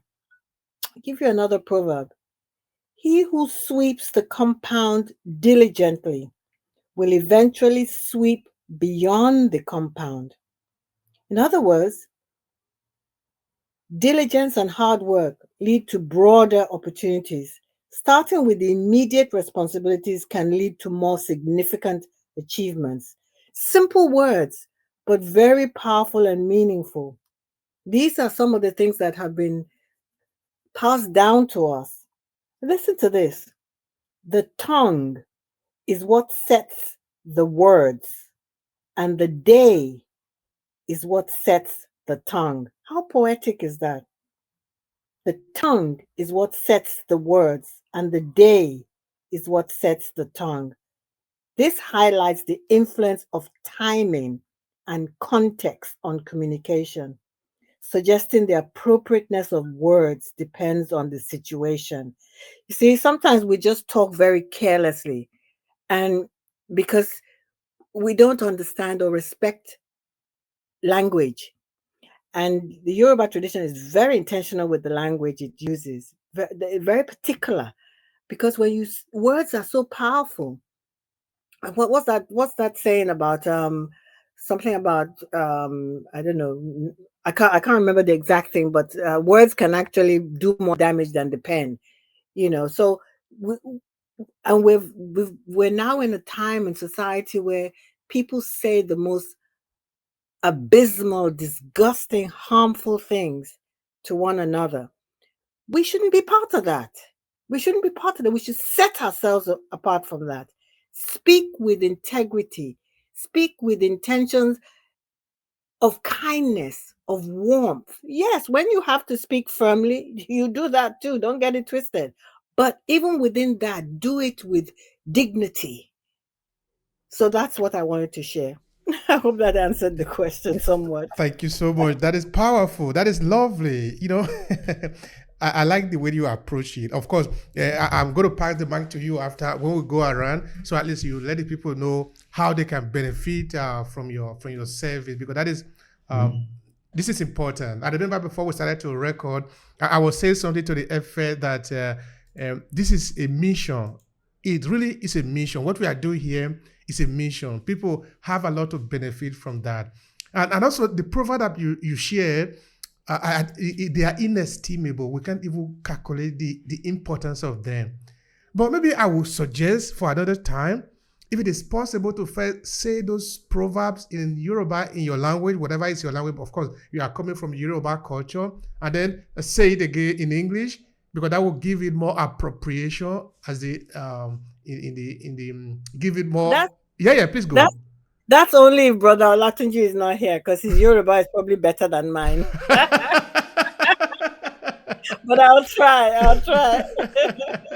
It's okay. Thank you so much for that sharing. All right, so Olatunji, I'll pass it back to you. Maybe you can throw in so maybe one or two there. In my place, it will be said, I don't know your monogwa sebigo gore. That is Esa in south of Nigeria. The meaning is that, or actually the literary interpretation would mean that you don't use your mouth to tell a child to get out of the smoke. When you are in the smoke, you should know whether it is good for you to come out or not to come out. Of course, that talk about the sense of maturity and being able to know what is good for you or what is not good for you. Another version of this would be, I don't know your moving on. That interpretation in English would mean somebody who climb up, you don't tell the person, hey, hold something so that you don't fall. If you are intelligent enough to climb up to a tree, you should know that you need to hold something, because if you don't hold something, you are going to fall. Nobody need to tell you that, So all these are, of course, telling people about Maturity, knowing that there are responsibility for the action that you are taking. How is that relevant to what we are talking about today? It is what we have already said. The four of us have already said it in different ways, that it is your duty to first honor yourself. I think Gloria was really very hard on that just now, that you must honor yourself first before other people can honor you. Because if you don't honor yourself, the message that you are transmitting to the other people will mean that you are not a person of honor.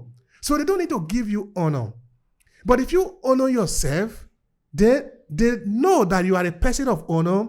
If they decide not to honor you, it means they are erring on their part. They know that they are erring, of course, because a criminal or a thief, let's be clear on that, know that what he or she is going to steal does not belong to him or her. But he or she still goes there to steal. But there are rules, there are punishments for those kind of things. But in the regular way of life, you don't just go to steal other people's property because you know it is not your property. So that is an exception. You see, Gloria talking before also made mention of how she dressed. That when people look at her, you always dress in African attire, because that is how she wants to be addressed. She is intentional about that. So that is what those parables also will mean, in that we should know why we are doing what we are doing, and we are doing it intentionally. We know the consequences of what we are doing and the consequences of us not doing them. All of it, of course, speak to the sense of maturity, of responsibility. All these are important for us. So thank you so much for throwing in some parable there. I think we should make it a habit here to do that often, so that we connect people to where these things are coming from. Olatuji, if you can also throw one or two there, it will be highly valuable. And of course, the question I have for you is this. In your work, or maybe in your understanding, not necessarily in your business, what is your recommendation on how to better honor ourselves through storytelling? Please go ahead. All right.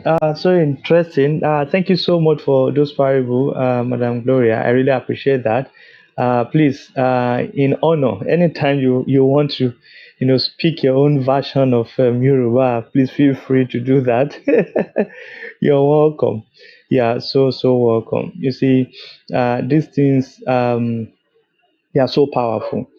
Yoruba is, any without apology to anybody, right? I'm just being very dignified by my language. Yoruba is the most complete language in the world, all right? You can write a book from one word. That's it. Omoluabi. And you see, I know my gift, right? And I use it. I just need to understand the language, and I'll be able to open up words, right? And when you look at the word omoluabi, um, Madam Gloria was, talking about it at that time, and she was talking about, being well behaved, of good character. All right, you are your character. And when you look at the word omoluabi, for those of us that care to, okay, maybe I'm trying to look at the audience now. Okay, maybe just one person, that's Adebayo, probably will understand. So when you look at the word omo ti oluiwa bi, you understand? Now there is an oluiwa. All right. Now there's like Olu of Wari, right? The king, right? Like the owner of character, the one given birth to by the owner of character is called Omo Oluwabi, Omo Ti Olu Iwabi. All right. So can you see that that's just a word? And if you give me the time, we can be here discussing it. Please say more of it. Somebody need to pay for this. This is value. Go on, please. That's how powerful we are. And this is it. The other day we were talking about names, and I told you that I found a meaning for my surname, that Alonge. Even my uncles, my aunties, only my grandpa, because I was not old enough before he died. None of them could own up to the fact that this is the meaning of the name. But I've come to realize, especially as a problem solver. You are unable to find solution to any problem you do not honor. Now, don't be flagrant or disrespectful to any problem because it's a problem. In that same problem is a coin, on the other side of it is a solution.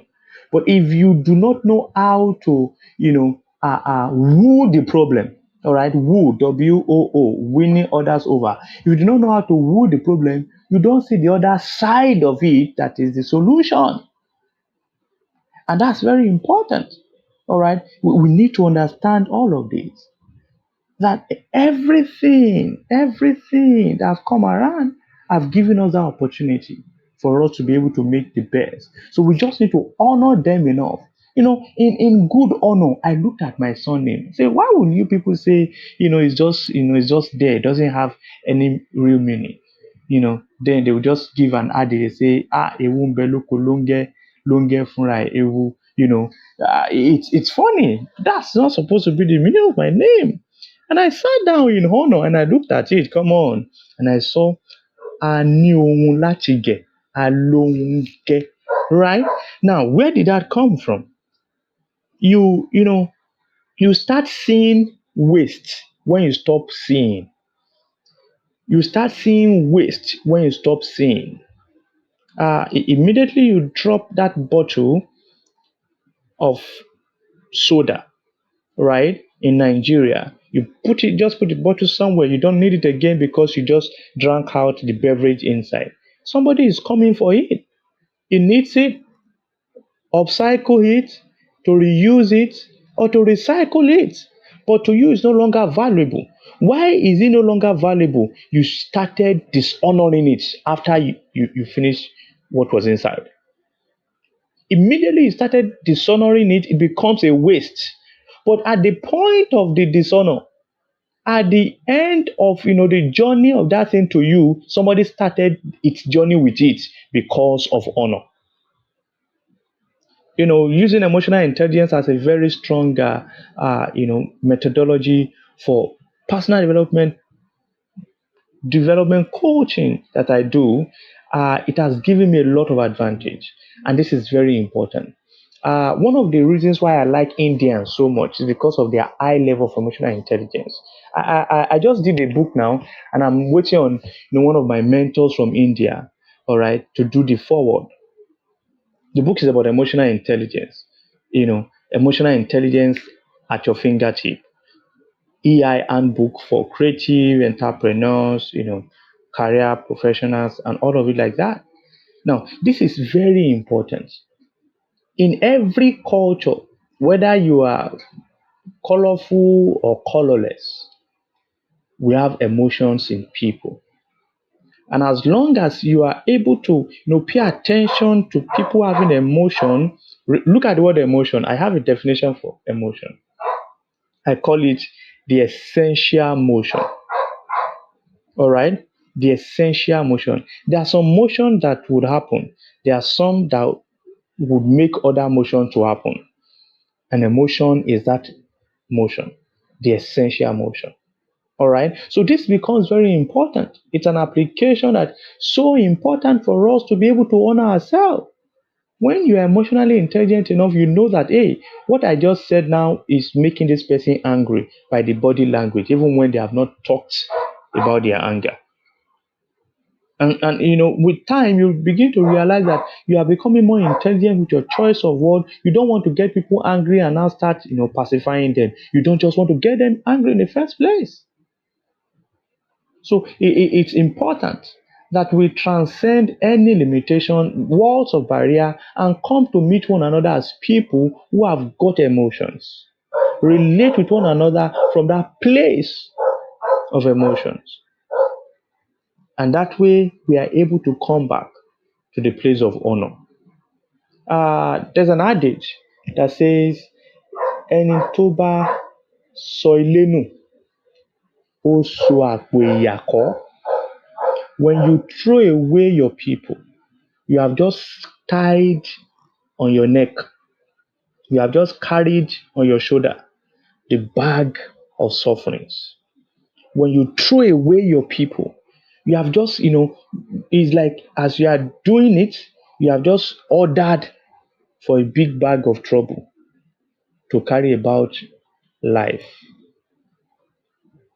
In the place of dishonor for your people, for your origin, there is suffering. There is suffering. I mean, big suffering. And where does it start from? He who does not know how to honor will never be honored. Honor will come for you when you know how to honor. So let it start with you. Honor yourself, right? Look at yourself in the mirror. Arthur Jones was talking about something at that time, and I so much loved it. In this our industry, we do not, change lives by losing boats and tying knots. We do not change lives by changing wheels and checking out the engines. We change lives by the intentional and warm use of words to create certain psychological, impact in people. You turn people's life around by the use of words. So the one who does not know how to honor himself in his own words will not be able to honor other people. But this is where we come in. You see, I call people great man, great woman easily because I've not been able to see anybody come around me and it's not great. If you have not seen yourself great before, when you come around me, you begin to see yourself great. You have no option. And I'm not calling you great because of what I know about you or who you are. I'm calling you great because you are great regardless of what you think you are. In this way, we begin to speak people into the realms of honor. By the interaction you have with people, give them a pedestal of honor. You see, I can't call you great and you come back and call me stupid. They have not born your father after your mother to have that guts to disrespect me when I never disrespected you. And this is very important. This is very important. I've learned the principles of pushing our bitter pills down the throat of people with spoon of sugar. I will tell you the truth regardless. But come on, I will not allow disrespect. It was the day my uncle told me you are stupid that I understood that I was never raised with bad words. I was already in the university. I was caretaking his house as a young man. I was there taking care of the house. And I needed to do something in the house. And I was thinking of, oh, how can I cut costs? Not calling the professional that should come for it. Let me see how I can do it in my engineering sense. And it became bigger than I wanted. All right. So, and it came.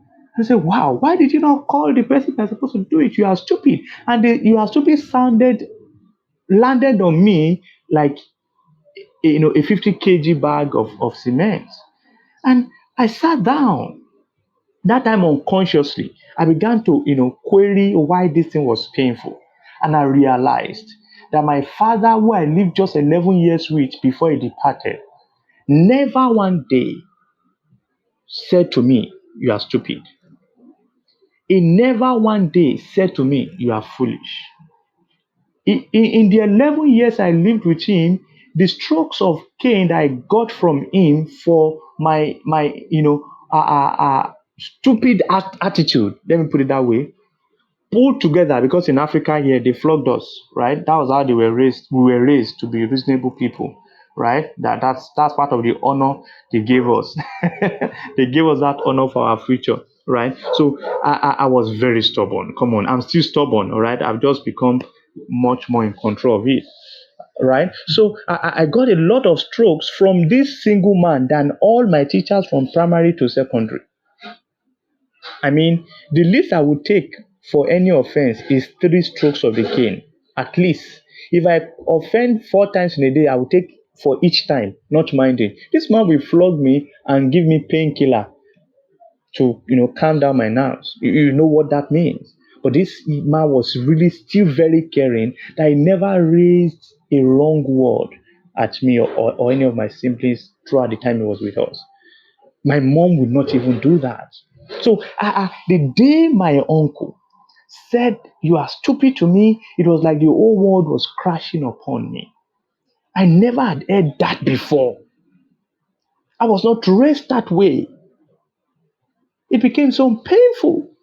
So I now realize that, oh, after many years, thinking back and looking at that day, and I saw that, oh, this was why this thing was that painful. So I naturally would create an atmosphere of honor around me, and you do not have the guts to dishonor me in that zone, or you are not fit to be there. So we need to intentionally carry this aura and extend it, gorgeously, without any apology to anybody who is coming with dishonor. Let your honor be so, loud enough that it can quieten their own dishonor. And the truth is, everybody needs honor. Everybody wants to be honored. Everybody wants to be honored, but they have not got one to honor them. They were raised in dishonor. They thought that's the only thing that happens. The day they taste honor, come on, they'll be glad for you. So this becomes very important, that as you exude that energy of honor, somebody is going to be ignited by it. Somebody is going to have a turnaround by it. A lot of lives are going the wrong way. They are going the wrong path, not because they do not have skill, not because they do not have education, but because they do not have the right mindset. And I told us earlier, mindset are not restructured by spanners, by screwdriver, by machines or equipment. Words are given to man to create his own world. It's amazing an Thank you. opportunity it is to be here today. Thank you so much. Thank you so much, Latuji. We enjoy your root of word. They're really enriching. They're helping us to get more value from that. Thank you so much for that. I appreciate that. All right. For the sake of time, I pass the mic to Gloria. So, what would be your final thought here to conclude the conversation that we have had today? Please remember to tell the people how to get to benefit from what you do. Yes, and that'll be my final thought. Just to invite you to my 5-day mini course, The Power Ancestral Healing, Unlocking the Power of Your Lineage. And on this course, it's bite sized, 10, 12 minutes a day for 5 days. You'll be exposed to the concept of ancestral healing. You'll learn about how ancestral healing can help you with wounds and patterns that have been passed down. How can you can help release energy blocks, understand how tapping into ancient wisdom for guidance can help you unlock your hidden potential. It'll help you harness the strength of those that came before you and propel you to embrace a more empowered, fulfilled life. And some of the other areas that I'll cover, learning about meditation, ceremonies, and practical exercise that will enable you to restore balance, harmony in your life, tapping into your innate power and intuition.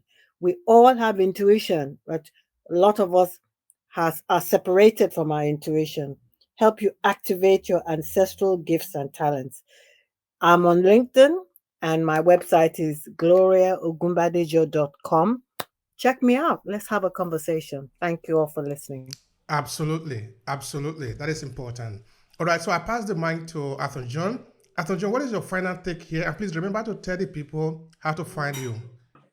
Final thoughts. I think that notion of being intentional, I think, is really important because our intention helps us stay grounded. And when we're grounded, like having that feeling when you're 10 toes with no shoes on, your 10 toes are firmly planted on the ground. You feel part of the planet. You feel part of everything around you. And that's a human condition. In the same way that we're wired for a story, we think, we dream, and we problem solve using stories. We seek that feeling of being grounded in the world. Being grounded is only possible by first knowing yourself. And knowing yourself gives you a strong connection to who you are.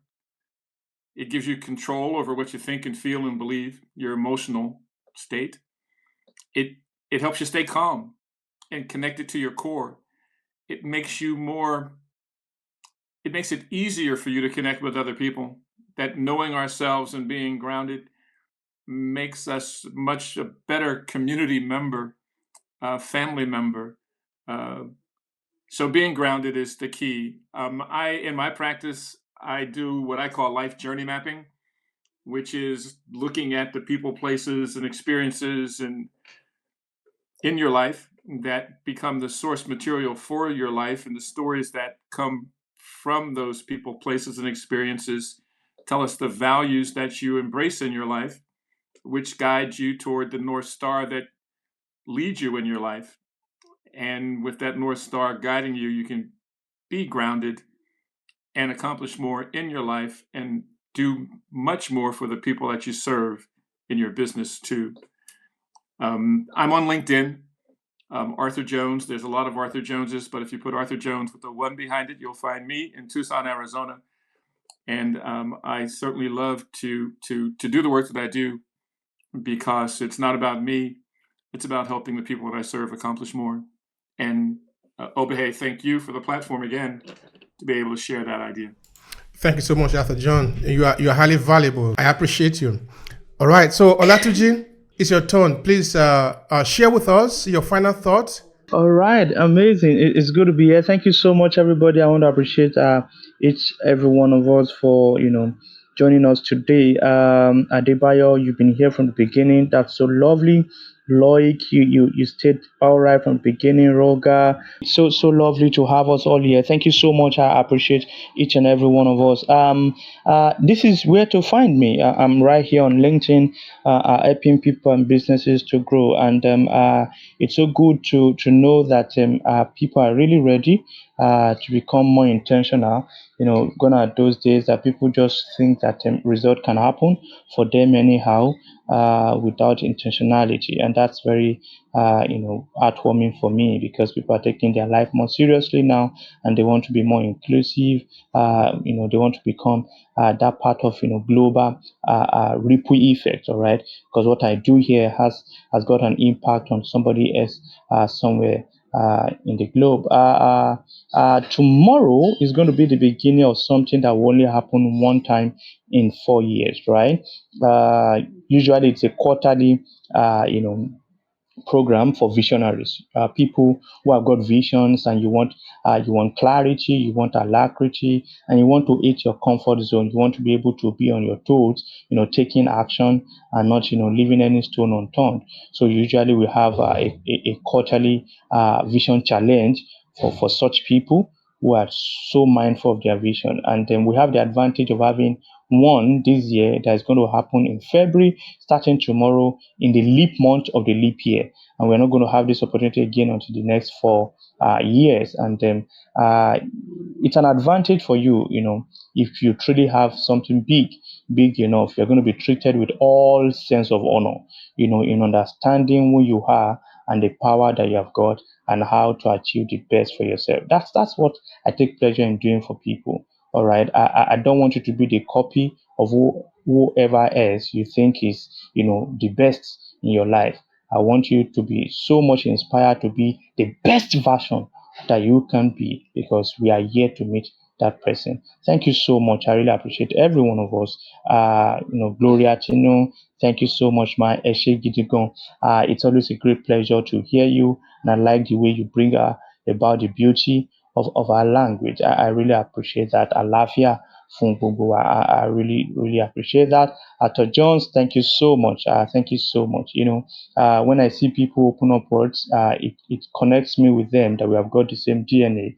All right. And I'm still meditating on the word I am, the intentionality, the attention, and the manifestation. You see, manifestation is only going to happen when somebody becomes a man. See the word manifestation. I'm seeing man, I'm seeing festival in it. All right. When you become a man, every day becomes a festival. That's manifestation. All right. So what does it take to be a man? Yeah, that's why we are here. So Bay, you have been an amazing person. I really appreciate the way you bring this about. So easily, as if nothing is happening. But you are one of the greatest uh, history changer that I've met in recent time. Until we look back before we see how great you have been, and it's been a great pleasure, having to do all of this together. Thank you so much. I want to appreciate every one of us tonight, and I want to say, till we meet again, don't stop honoring yourself. Remember, honor. Our honor is in the honor. You won't get the honor if you disregard the honor. Thank you. Thank you so much, Olatuji. I appreciate you, brother, and I appreciate all of you. Mary, Evelyn, I say Loach, Dominic, you just joined on. Of course, unfortunately, we are out of the room now. So I appreciate you also for the time. And of course, Olatuji, I really appreciate your contribution, my brother, Nathan John and Gloria Tidum. And of course, yeah, you hear what each of them have said. They are in businesses, collaborate with them, join them if you want to learn more in their different services. We are here talking about storytelling because we believe it is fundamental for us to be able to position ourselves in the world. And of course, this is coming from a 5-part book series where you can get a free chapter for free on aclasses.org/free chapter. So that you can have a taste of it and see if it is something that you are interested in. If you are interested in it, then you can, of course, have the free book or all 5 books. They are available for you on their classes and also on my website, obehi.com. Yeah, so why is today's conversation important? It is important, like you have heard, that we need to be intentional about honoring ourselves. It's said in my place that honor needs to be given to those whom honor are due. But what that would mean is that you need to be the one that establishes your honor first before other people can give you honor. And this will be exemplified in the different explanation here by this eloquent speaker. We see Gloria really giving a picture to that, no? In the way that she dressed while in the UK. People say, but you are not in Africa. Why are you dressed like this? A good example also will be my wife. My wife is very good in that she dressed like as if maybe she is in Africa. And of course, I appreciate it. It's beautiful. I think a lot of people need to do it more. I'm really the one who really is not doing it enough. But I think I need to also learn about that. In that we need to dress the way we want to be addressed. That is a very common colloquial among Nigerians, which is true. In that if you don't show that you deserve what you are saying, the people will not think that you really deserve it. So yes, let's hold our line. Let both understand that is what we can take, that is what we cannot take. That is actually where the conversation is going to begin. And it is our duty to honor ourselves.